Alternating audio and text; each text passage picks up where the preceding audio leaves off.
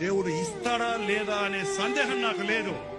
ఆయన మాట తప్పని వాడు, ఇస్తానంటే ఇస్తాడు, ఆయన చేసేది చేస్తాడు. నేను నమ్మిన దేవుడు గొప్పవాడని స్థిరమైన నమ్మకం అనుకుంటాను. అన్నీ ఉంటే దేవుడు ఉన్నాడని, అన్నీ పోతే దేవుడు పోయాడని యోబు అనలేదండి.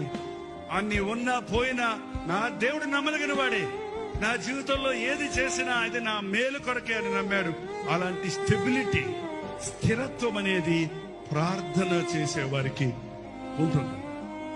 ఆ దేవుడు ఇస్తాడా లేదా అనే సందేహం నాకు లేదు. ఆయన మాట తప్పని వాడు, ఇస్తానంటే ఇస్తాడు, ఆయన చేసేది చేస్తాడు. నేను నమ్మిన దేవుడు గొప్పవాడని స్థిరమైన నమ్మకం అనుకుంటాను.